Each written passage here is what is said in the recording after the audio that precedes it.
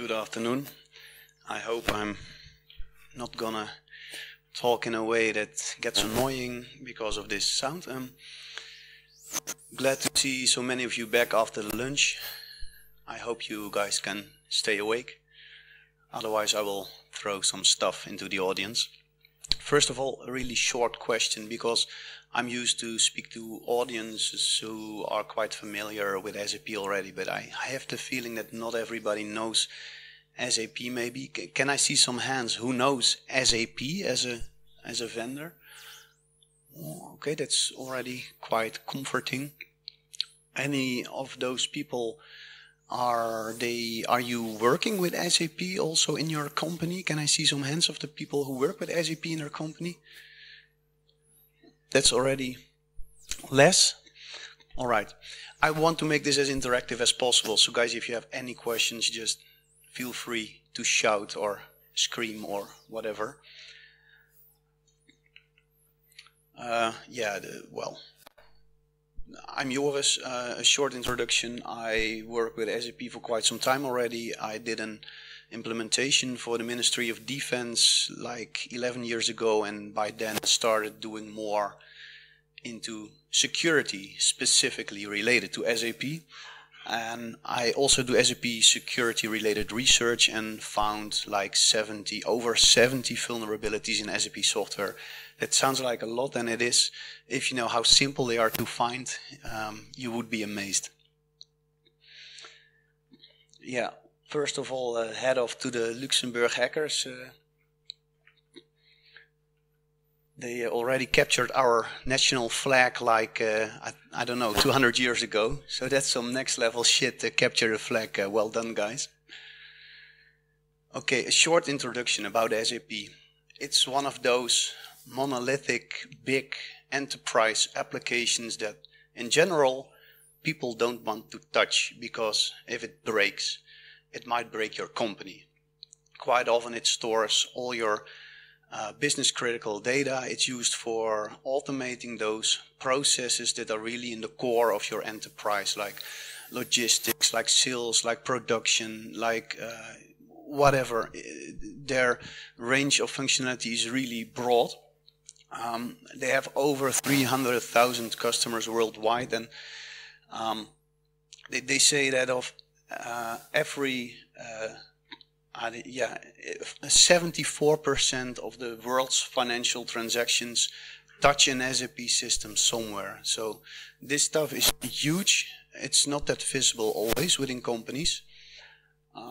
But the bottom line is it's an interesting target because it stores everything about everyone, about everything the company does in one database often. A short history introduction on SAP. They have a lot of background in the financial world and in big corporate environments. They are there for already like 4 years, and big parts of the code base that they use nowadays for their current systems is already being developed back in the 80s and the 90s, in a time where security was not that relevant or important yet. They did something about that. So over the past couple of 10 years, they really improved security for customers that do new installations of SAP. But all the customers that are already running on SAP for like 10, 20, 30 years, they tend to have all these old legacy and backlog in their systems that they just can't get rid of quite simple. The thing is, like I mentioned, SAP did a lot to improve security, but quite late. That's because they missed the boat, so to say, in the whole internet connected world. Like, you know, the big companies like Google already picked up quite early, and they also worked a lot on security. Like Microsoft and Google, they are years ahead of SAP. SAP tried to catch up, but they are quite late. We do a lot of SAP security related research. We also present about it. There are some other specialized companies in the world who do that. if you search for security conferences where SAP topics are discussed, it's quite a lot. These are just some examples. Maybe some people here have been to Troopers before in Germany. Klaus knows that. It's a security conference with a dedicated SAP security track, which is quite unique. This was my presentation last year at Hekalu, also about SAP. So there are researchers working on it, and SAP itself is also doing a lot of code scanning and stuff on their code to improve things. This resulted in so-called SAP Security Notes. And SAP Security Notes are, let's say, the same as your Microsoft security updates. These are small bug fixes, small patches to solve a small specific SAP vulnerability. There's over 4,000. Better. And this number is increasing. Each month SAP releases like 20 to 30 SAP security related notes on the same patch Tuesday as Microsoft does. Microsoft and SAP has aligned their patch Tuesday to the Microsoft release date. Something about the current state. Many SAP customers are now aware they should do something, but that awareness does not always lead to action. Many SAP running companies are still really lazy and slow in applying patches, because this SAP system is often so critical for them that they are quite reluctant and afraid to touch it. The companies that do work on their SAP security are often the really big Fortune 2000 ones that do have a lot of money and people and knowledge to do so. Yeah, and I want to mention that shortly because the GDPR was already mentioned by Elena before. I think also for hospitals that will have quite some impact. The same goes for these SAP running companies because they often process privacy specific data as well. So a lot will be needed to work on in that area. This is a list of 12 of the most common vulnerabilities that we found over the years. We did SAP security related assessments already. I think we already do that for 6 or 7 years, and there's quite some high risk stuff that we keep seeing, see coming back all the time. I will not go through it in detail because not everybody is aware of it, but a lot of these are really specific to SAP. So you can see this as you can compare it a bit with, let's say, the OWASP top 10, but then specifically for SAP. And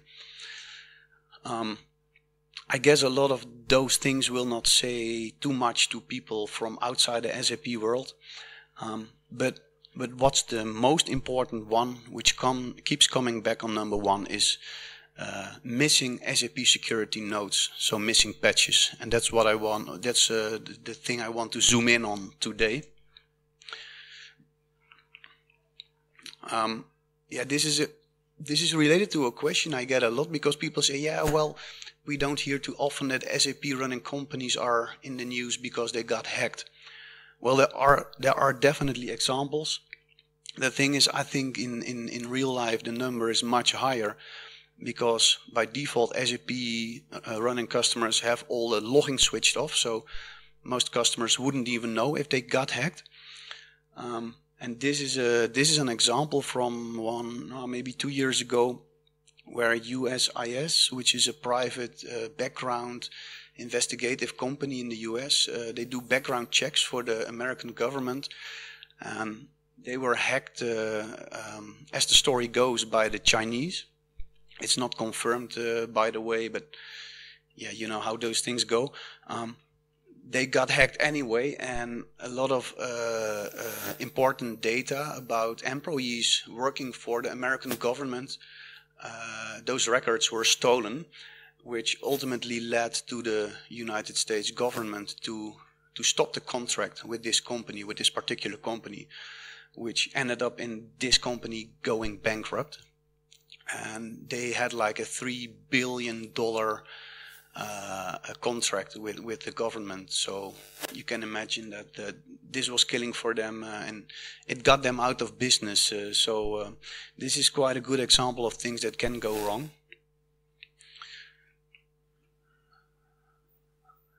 Yeah, well, in general, we see this more. Is that in general, typically, patches that are provided by vendors are not always applied soon enough. A good example is the Equifax hack of a couple of months ago, which could easily be prevented by just applying patches. The same goes for SAP systems. They don't apply patches for several reasons. A very important one is that they don't apply patches because those systems are so business critical that they need to test it thoroughly. And if it breaks anything, it might really bring your complete business to a stop. So what we see typically is that they just do a large upgrade every maybe year or every 2 years, and in between they do nothing at all. So it's like your Windows operating system, for example. It's similar if you would say, well, I have Windows 8. Let's wait until Windows 10 is out, then I'll do an upgrade, and in between I'm not going to install any security patches. That's not good, but it happens a lot. We see that typically. And another important thing to mention is that SAP releases those security patches on a regular basis on the Patch Tuesday. The code is quite easily reverse engineered. The code is open, it's on their marketplace, you can download the patches, and from there you can easily reverse engineer what the vulnerability is. So that makes it extra important to make sure that you patch. Well, those were the problems. I want to go and look quickly to some solutions. What we hear a lot from customers, why they don't apply patches also, is because it needs to be done manually. Those patches need to be one by one selected. You need to click on them, you need to approve them, you need to activate it. It's a manual process that takes you a couple of minutes per patch, per node. The thing is, if SAP releases like 20 to 30 of those nodes per month, and you have like 20 systems, which is quite common, then you talk about 400 patches that you have to apply manually. This is really a big pain for people. So what would really help here is if that process could be automated to a certain level. It's also good to mention that those SAP Security nodes are, they have a rating like a CVSS score, so you don't always have to apply them all. You can also only pick the ones that have a really high risk. Yeah, as an example, that's what I want to show, because what we typically see is that customers have like hundreds of those nodes missing. Even one of those nodes could lead to a full compromise of your system. I do have a short demo of in this case a privilege escalation via such an SAP Security node. What we will see in the demo is that you can get SAP all rights, which is the equivalent of root on Linux. And we will do so via SQL injection.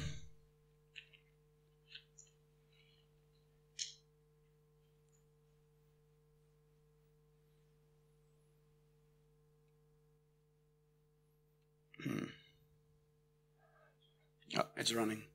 Yeah, what we see here typically is a regular user which only has specific rights to test function modules like APIs in the SAP system. And what we will do here is inject SQL code, and this will give us a reference to the DDIC user. The DDIC user is like the root user and this can be easily achieved by doing an update in the USR US Refus table, and by then afterwards you will see that our user is connected to the DDIC user, which means that we take over the rights from this DDIC user, which means we have full control over the SAP system. And by then you can do anything. You can download all the tables, you can create your own users, you can do whatever you want. And this can be achieved easily by just one missing SAP Security node, where most customers have tens or hundreds of them missing. Yeah, as mentioned, this is a lot of manual work. This is also stated by the official documentation of SAP itself, where they state, well, you have to implement every security node manually in every dev, test and production transport landscape. And if you have many dev systems, you need to do it in every dev system. What we did for a specific customer is we were asked if there wasn't an easier way to do so. SAP itself does not provide an easy way to do so. So what we figured out is that we could automate 50 to 75% of the implementation of these nodes. There are several variants of those nodes. You have really simple nodes, and you have also nodes that have a dependency of other nodes. All the ones with dependencies we cannot implement automatically, but the single nodes we can. And because it's a quite straightforward, easy process, what we did, because SAP does not provide any APIs or any function modules or any tools to help you with that, so we had to fall back to a really old mechanism in SAP systems to basically do some sort of macro recording, where we record transactions and then replay them over and over again with the specific nodes that you want to implement. I do have a demo of that. So to automate it, we created an ABAP program, which is the programming language of SAP. It's hard to say, but it will probably not say too much to you anyway. The thing is, these are the screen recordings we captured by first applying a node, recording all the steps that we did, and then replay it afterwards again for each and every single security node that you want to apply. So when we execute that program, all you need to provide is a transport number, which is a mechanism of SAP to move changes throughout your landscape. So all the nodes that you apply will be put in a transport, and you need to provide the list of nodes. In this case, just 9, but we did tests with hundreds of nodes as well, and it works. It works really well. It will only run for quite some time, but the thing is, you can do other work while this process runs.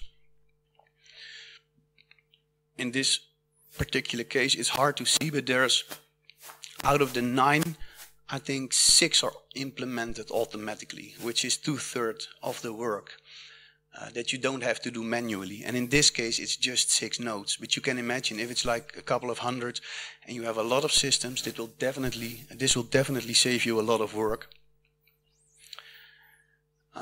Yeah, the business benefits, yeah, it's obvious. It saves you a lot of manual and very boring work. Nobody wants to do this, believe me.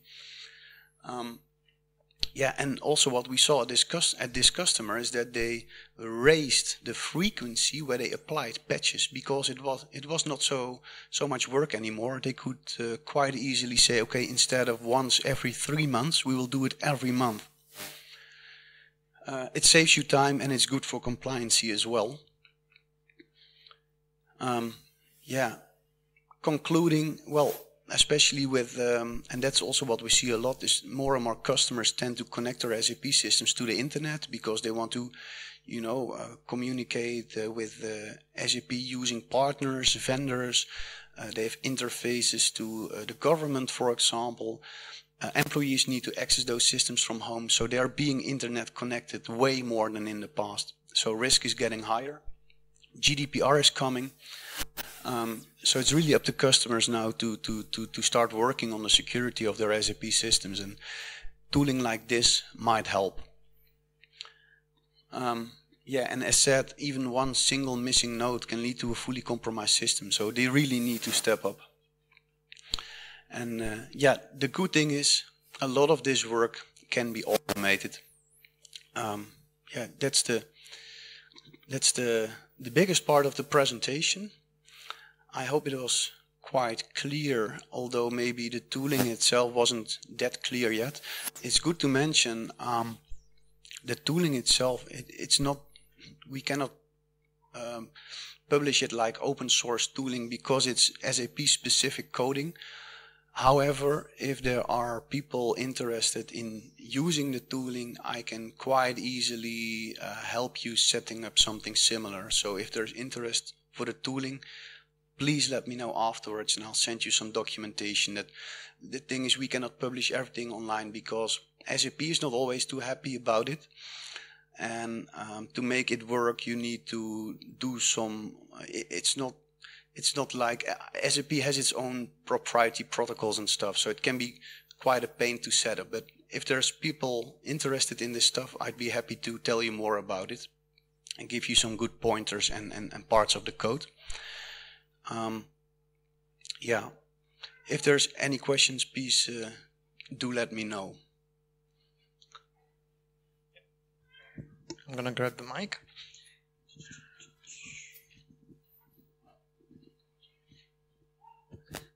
Thank you very much. Have you been in touch with SAP to fix the remaining patches that are not installed automatically?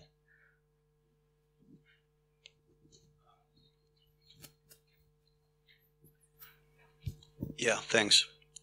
Yeah, I'm in touch with SAP all the time about a lot of things. I'm not sure if I understand your question specifically, because you are talking about patches that are not installed automatically. Yes. Yes.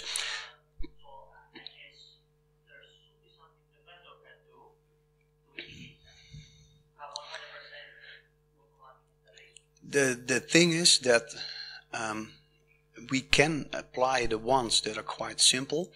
The security patches, there are security patches that have dependencies with other patches, and then you can have a whole chain of patches that you need to apply. It can start with one single patch. It has a dependency with one that has a dependency with 3 others. And then it can end up like having to implement 20 or 25 nodes, starting with this one single node. So for us, at the moment, it's not yet possible to automate that, because the things we can automate are predictable. But if you have all these dependencies, for us, it's hard to predict how many nodes will come out of that. So it's just not possible yet. The thing is, we were hoping that SAP would come up with tooling as a vendor itself to make this process more easy. They don't. They won't. I don't know for what reason. I guess it has to do with legal stuff. Because what SAP says is you have to read thoroughly each and every single node. And if you apply it, you have to really click a button where you say, yes, I have read this node. And it's like a legal disclaimer that you have read the node and don't hold SAP liable, whatever, blah, blah, blah. If you automate that stuff, then you're not seeing that anymore. So I guess it's a legal thing. SAP itself does not provide any tooling, but they leave customers out there struggling with this, because every customer I speak with, they have the same issue. They're not applying these patches because it's just too much work. And for now, it's just the simple ones. Maybe in the future, we can also automate the more complex ones. But that's a challenge we have for the future, to find a way to do that.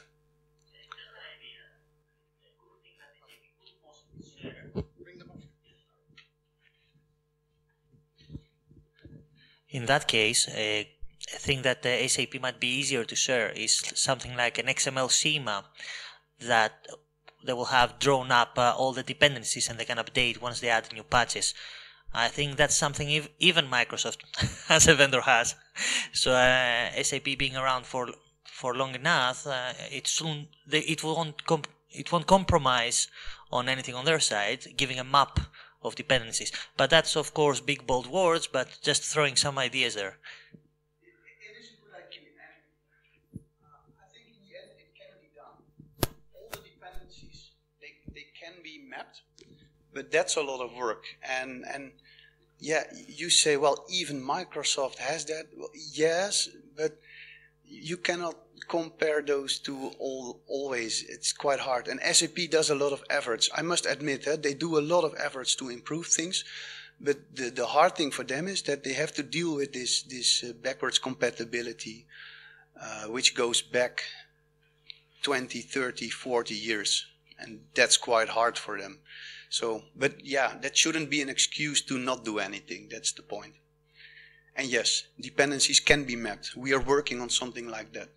But that's still under investigation. But thanks for the feedback. Anyone else with question? I think you were faster than your second. I need to make order. Yeah, thank you for the presentation. When you are talking about your customers, about the risk, what they are answering you, because typically those SAP systems, they are fully open on the LAN to be able to connect. So we can imagine that even with one infected PC, this could lead to a big issue, including trademarks that are sometimes protected in SAP systems. Thanks. SAP systems, they store so many business critical data, and it ranges from intellectual property to HR data to vendor data, prices or stock relevant information, stuff like that. It's all in SAP systems. And yes, even, okay, let me put it differently. SAP systems used to be connected only internally in the LAN for employees. That was the case in the past. And what we also see typically is that the ports to connect to SAP systems, for example with an SAP GUI, which is like a big fat client connecting through the server, those ports are almost always open from the user LAN to the server LAN. So there's not too much defense there. The thing is, and I mentioned that earlier to some other people here as well, many big companies, they do have security teams, general security teams. But what we see in real life is they look at everything except SAP, because SAP has their own proprietary protocols like the SAP GUI protocol and RFC protocols to communicate between each other. So your regular pen test team most probably will not touch an SAP system most of the times. And it's like a separated world. And it's really strange because SAP systems are really business critical, but nobody's watching at it. So yeah, there's a lot of work to do. And you're right, yes, often they are really exposed in the network. Sometimes also from the internet, but a lot of times also from the local LAN. And if you have a big company where tens of thousands of people are working worldwide, yeah, they can often quite easily get access to an SAP system in unintended ways. Yes.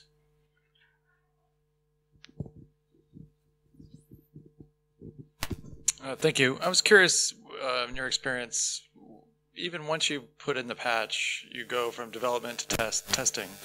And for production environments or oil and gas specifically, that would, from my experience, we would do that for a long time before even moving to production. What is the average lag time you see before they actually implement it on the production side? Yeah, thanks. That's a good question. Yeah. The customers that do patching, yeah. What's the window of exposure because before something is patched in production? It's typically quite long. let's make a distinction between, I mean, there's a lot of customers that don't even apply those patches regularly, so they can be vulnerable for months or years. The customers that do apply patches, what we see there, what is quite normal, is that as soon as the patches are released on Patch Tuesday, they analyze them. The ones with high vulnerabilities, they apply, they put them in a transport, they move them to a test environment. And what we see often is that it's not really tested explicitly, but more tested implicitly. So they just leave it there for, let's say, 2 weeks. If it doesn't break anything in a test environment, they just move it to production. So it could take several weeks in that case before it is in production. Yeah. Anybody else? Question? So, related to that one, how often it is that you apply a patch and it breaks something, plus how easy it is to roll back from that state when you just broke something and okay, you quickly need to roll back because it's a critical system there. Yes, wow. Another great question, and very relevant because you don't want to break stuff. In my experience, it doesn't happen too often. Maybe, just to give a number, maybe 1 patch out of 1,000 will break something. So it's really uncommon for that to happen. In case it happens and you send it to production and it breaks something, what you're not going to do is restore your whole SAP system, because then you go back in time and you lose business transactions and money, and that's never going to happen. So what you can do in that case is go back to your development system, de-implement the node there, so roll it back, only this specific change in the code for that specific patch, put it in a transport and move it throughout your landscape. In that case, you will fix it in production. You will go back to the old, let's say, vulnerable state, but at least your system is working again.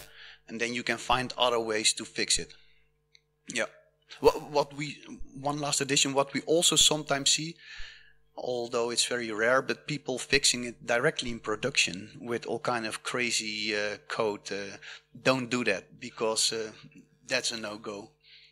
It's putting some oil on the fire. So, okay, if you're prepared, then it's fairly easy to, well, restore a state where your system's still going to be working properly.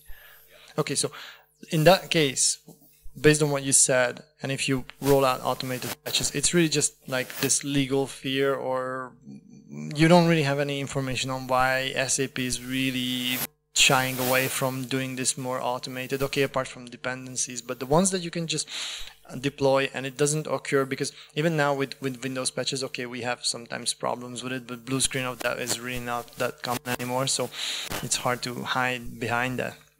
Plus, if something is broken, that how fast it turns out that it's broken, you don't need to wait for a week. So what you explained with the test system, that they wait for a week for nothing or 2 weeks for nothing, does it even make sense? So do you need to wait that long? Because there are, like, if you have a business process that is only touching certain transactions, then you need to wait long for figure out that one is broken. So does this, because in most Windows environment, they do the same thing. They wait for 2 weeks or 3 weeks, and it doesn't make any sense, because, yeah, if it should turn out pretty fast that you have issues there. Yeah, to answer to that, there are other strategies. SAP did release some tooling that you can use to analyze what functionality is hit by a specific security patch. If you do use that, you could implement the nodes, test those specific functionalities, only those, and move on to production. The thing is to set something up like that. I'm not sure what the exact name is for that functionality, but they do have tooling that can see what functionality is impacted. Setting that up also takes a lot of time, so I don't see that too much being used in the wild. Okay, time for one last question.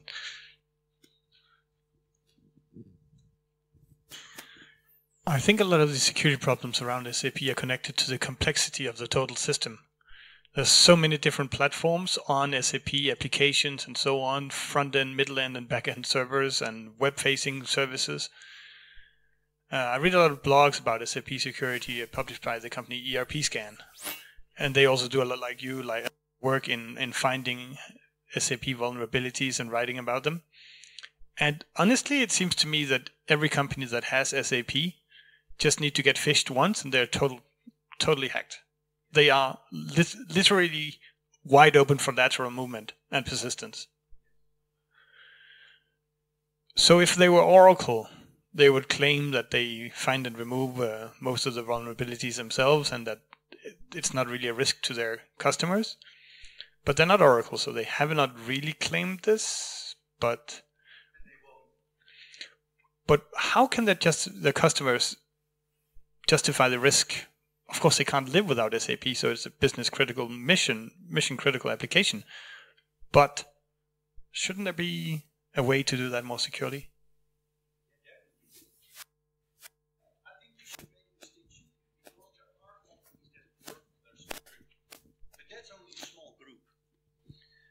What we see is that the companies that do work on patching their systems, hardening their SAP platform, on mitigating stuff, that's really a small group. That's not common, but it's the group of most big SAP using customers that have money, that have resources. But don't forget, I don't know the exact numbers, but let's say it's maybe 20, 80%. There's another 80% of customers that don't really do that stuff. Those are the ones that are vulnerable. And yes, it is like you described. SAP will not say and will not make a statement like you mentioned.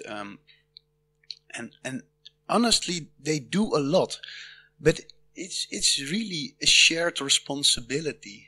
The customers also need to work on this.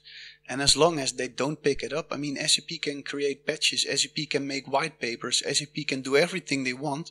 If that's not being implemented by customers, it's not going to happen. So I think we will see in the coming years more SAP-related blogs and stuff like this. And hopefully not too many public hacks. But yeah, it's already happening. And I think it will need to get worse before it needs to get better. Yeah.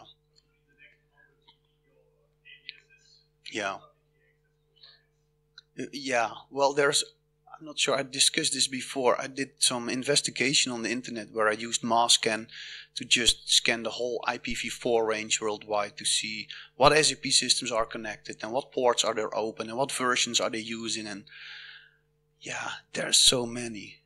Literally thousands of SAP systems. I didn't even try out the default credentials because it's really, really unethical, I guess. But I think if you would do something like that and it's easily scriptable, you could hack a lot of companies. Unfortunately, we ran out of time. Thank you, Joris, for your presentation. Give him some clap.